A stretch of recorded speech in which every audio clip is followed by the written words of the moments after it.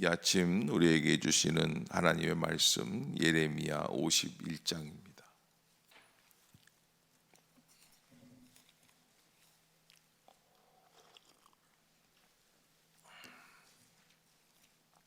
한 절씩 교독합시다. 여호와께서 이와 같이 말씀하시되 보라, 내가 멸망시키는 자의 심령을 부추겨 바벨론을 치고 또 나를 대적하는 자 중에 있는 자를 치되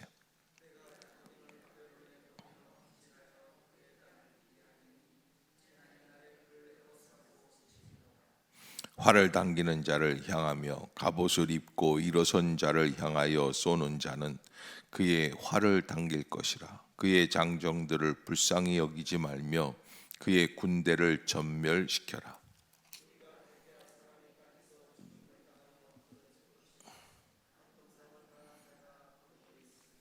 이스라엘과 유다가 이스라엘의 거룩하신 이를 거역함으로 죄과가 땅에 가득하나 그의 하나님 만군의 여호와에게 버림받은 호라비는 아니니라.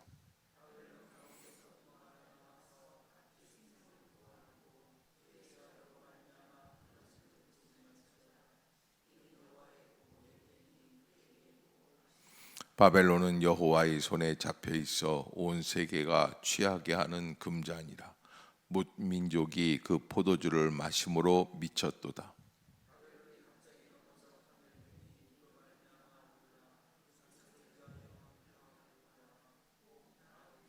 우리가 바벨론을 치료하여 하려도 낫지 아니함이 한즉 버리고 각기 고향으로 돌아가자. 그 화가 하늘에 미쳤고 궁창에 달하였음이로다.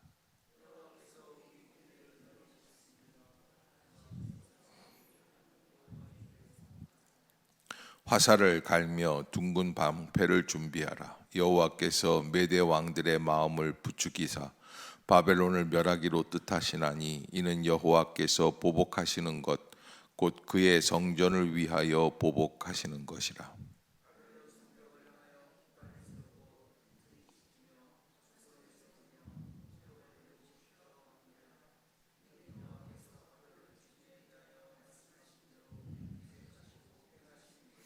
많은 물가에 살면서 재물이 많은 자여, 내 재물의 한계 곧 내 끝이 왔도다.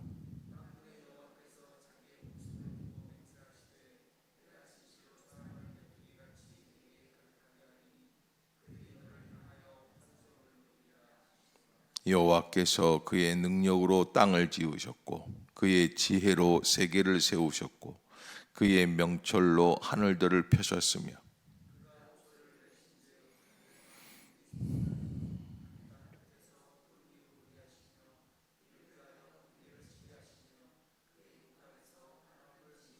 사람마다 어리석고 무식하도다. 금장색마다 자기가 만든 신상으로 말미암아 수치를 당하나니 이는 그 부어 만든 우상은 거짓이요 그 속에 생기가 없음이라.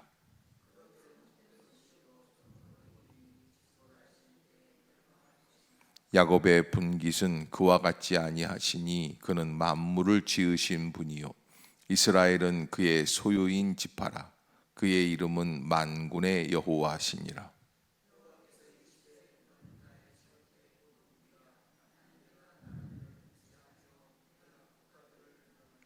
내가 말과 기마병을 분쇄하며 내가 병거와 병거대를 부수며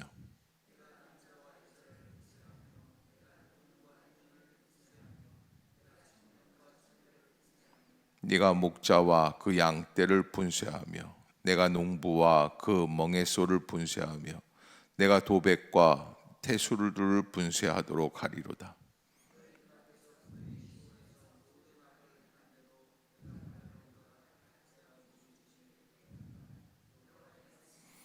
여호와의 말씀이니라. 온 세계를 멸하는 멸망의 신아 보라, 나는 내 원수라. 나의 손을 내 위에 펴서 너를 바위에서 굴리고 너로 불탄 신이 되게 할 것이니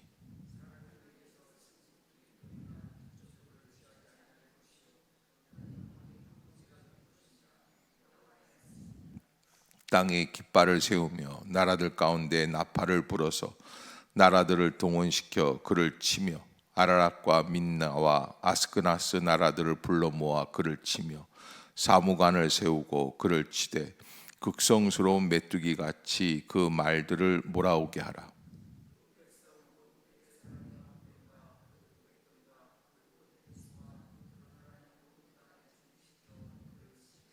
땅이 진동하며 소용돌이 치나니 이는 여호와께서 바벨론을 쳐서 그 땅으로 황폐하여 주민이 없게 할 계획이 섰습니다.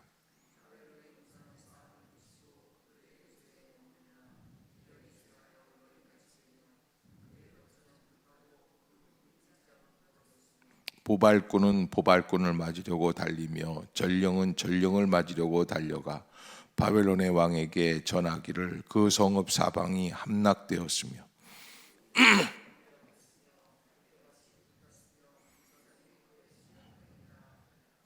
만군의 여호와 이스라엘의 하나님께서 이와 같이 말씀하시되 딸 바벨론은 때가 이른 타작마당과 같은지라 멀지 않아 추수 때가 이르리라 하시도다.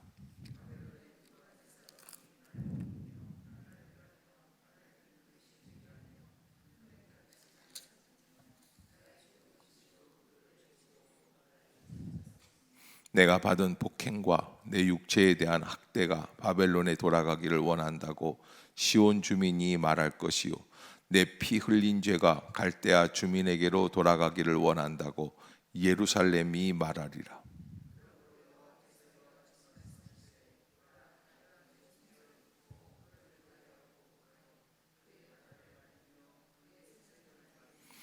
바벨론이 돌무더기가 되어서 승냥이의 거처와 혐오의 대상과 탄식거리가 되고 주민이 없으리라.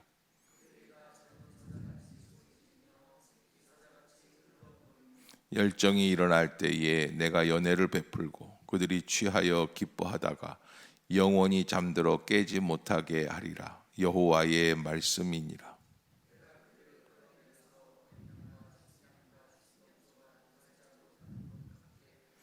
슬프다. 세상이 함락되었도다. 온 세상에 칭찬받는 성읍이 빼앗겼도다. 슬프다. 바벨론이 나라를 바닷가 가운데 나라들 가운데 황폐하였도다.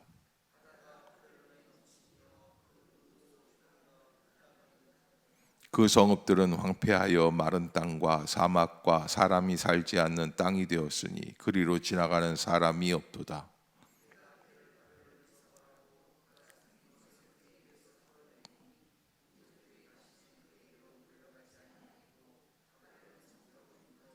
나의 백성아 너희는 그 중에서 나와 각기 여호와의 진노를 피하라.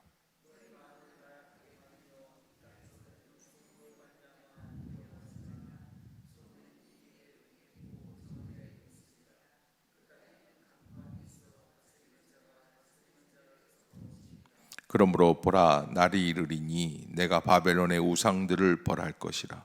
그 온 땅이 치욕을 당하겠고 그 죽임을 당할 자가 모두 그 가운데 엎드러질 것이며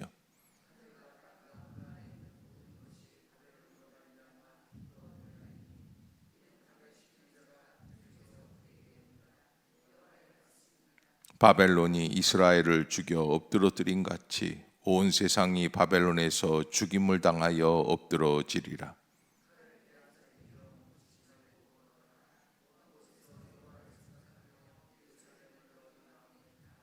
외국인이 여호와의 거룩한 성전에 들어가므로 우리가 책망을 들으며 수치를 당하여 모욕이 우리 얼굴을 덮었느니라.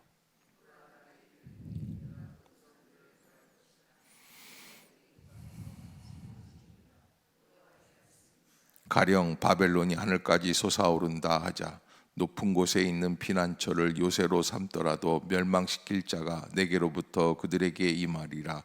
여호와의 말씀이니라.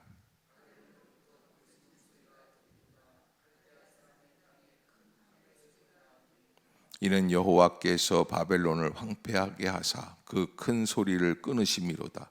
원수는 많은 물같이 그 파도가 사나우며 그 물결은 요란한 소리를 내는도다.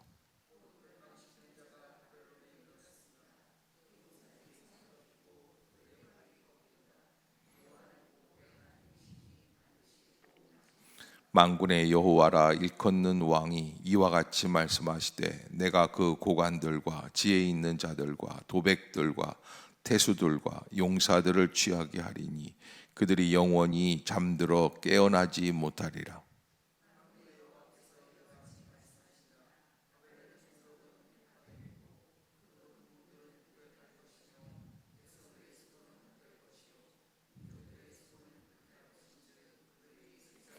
유다의 시드기야 왕 제4년에 마세야의 손자 네리야의 아들 스라야가 그 왕과 함께 바벨론으로 갈 때에 선지자 예레미야가 그에게 말씀을 명령하니 스라야는 병창감이더라.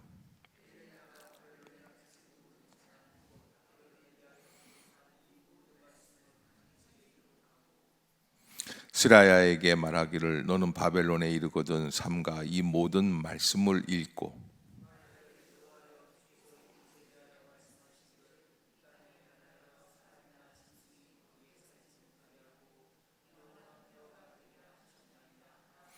너는 이 책 읽기를 다 한 후에 책에 돌을 메어 유브라데 강 속에 던지며 말하기를 바벨론이 나의 재난 때문에 이와 같이 몰락하여 다시 일어서지 못하리니 그들이 피폐하리라 하라 하니라.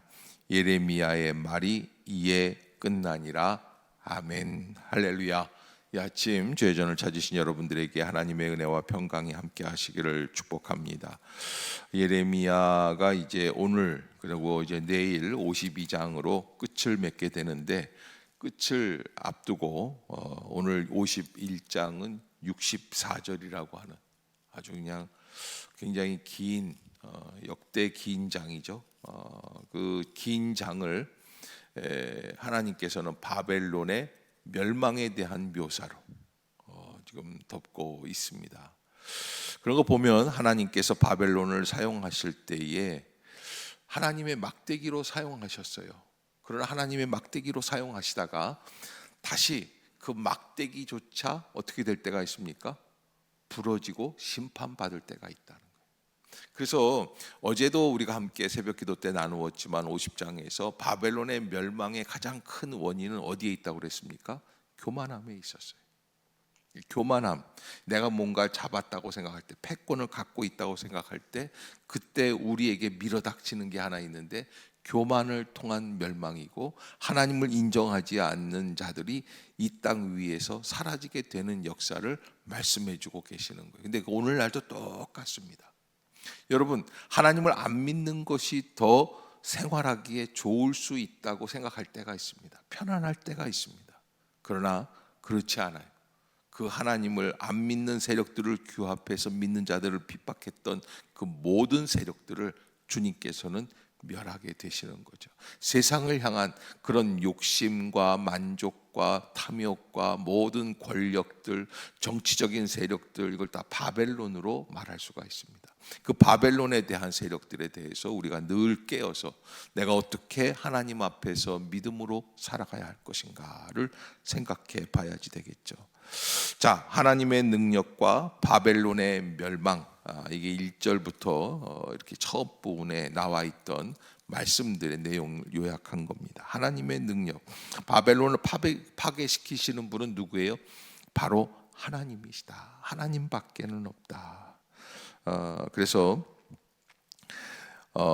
1절에 보면 여호와께서 이와 같이 말씀하시되 보라 내가 멸망시키는 자의 심령을 부추겨 바벨론을 치고 또 나를 대적하는 중에 있는 자를 치되 내가 타국인을 바벨론에 보내어 키질하여 그의 땅을 비게 하리니 재난의 날에 그를 애워싸고 치리로다. 이렇게 하나님께서는 바벨론을 심판하실 것에 대해서 말씀해 주고 계십니다.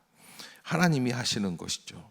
그래서 하나님의 역사를 바라보고 하나님께서는 반드시 그 모든 하나님의 족속, 하나님의 약속, 백성들을 치는 자들을 반드시 보복하신다라는 거예요. 그래서 이게 보면은 아니 하나님께서 바벨론을 막대기로 사용하여 주셨는데 그 막대기로 사용할 때 하나님은 어디 가고 다시 그 막대기를 어떻게 하신다는 거예요? 보복하신다는 거예요. 그게 하나님의 논리의 방식이에요.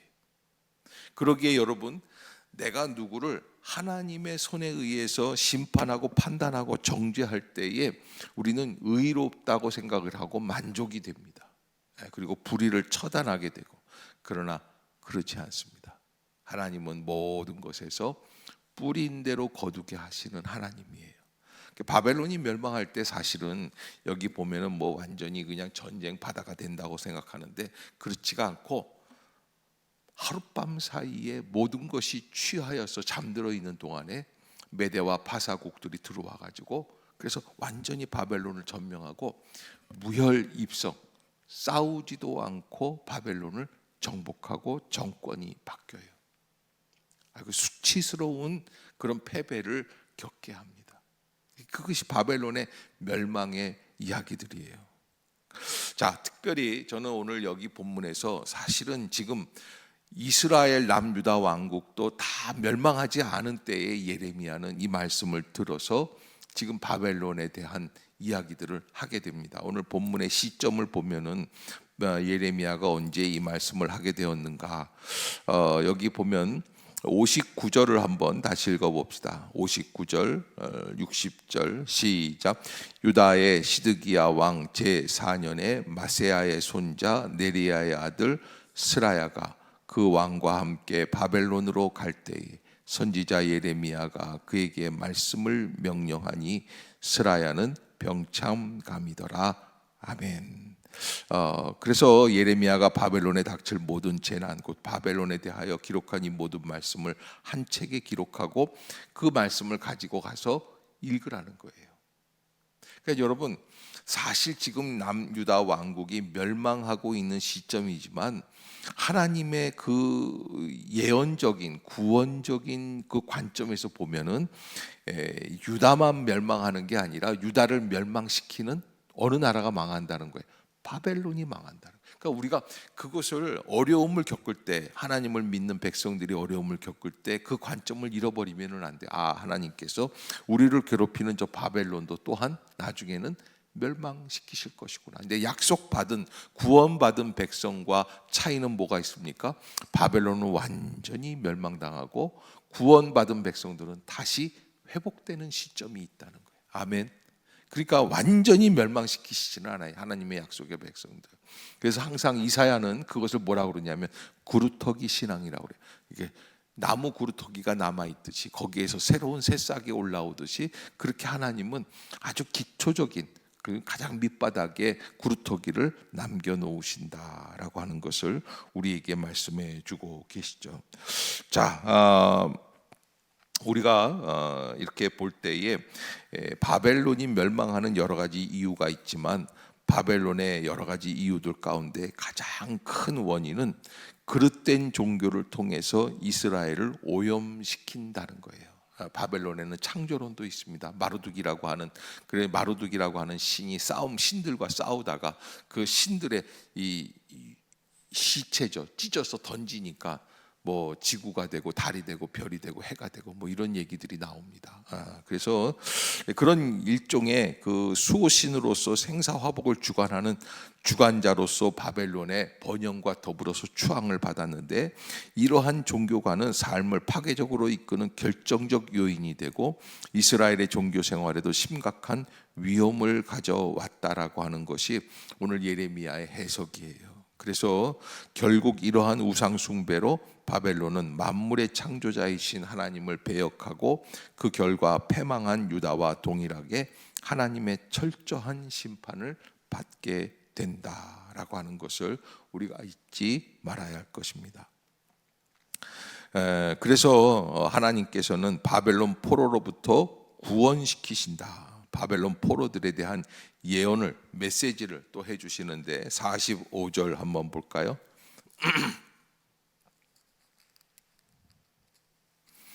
45절, 46절까지 한번 읽어봅시다. 시작.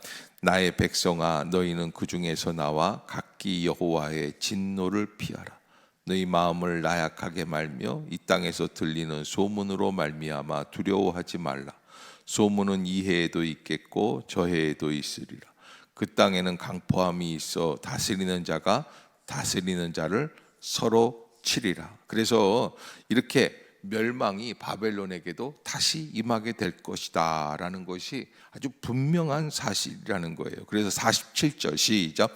그러므로 보라, 날이 이르리니 내가 바벨론의 우상들을 벌할 것이라. 그 온 땅이 치욕을 당하겠고 그 죽임 당할 자가 모두 그 가운데 엎드러질 것이라. 아멘. 자, 여러분, 하나님의 심판의 모습의 패턴들을 가만 보면 하나님은요, 그냥 지금 나쁜 일을 했다고 바로 그 자리에서 그냥 즉사하게 하시는 하나님이 아니시라는 거예요. 그럴 때도 있겠지만 하나님은 대부분 어떻게 하십니까? 경고하고 기다리시고 놔도 보시고 관망하고 그러다가 마침내 드디어 하나님의 날이 이르게 된다. 때가 이르게 된다. 그래서 하나님의 심판에 가장 궁극적인 요소가 있다면 저는 그게 심판이다, 아니 시간이다라는 걸 말씀드리고 싶어요. 때가 돼야지 돼요. 여러분, 밀물 때가 있고 썰물 때가 있죠. 들어올 때가 있고 나갈 때가 있어요.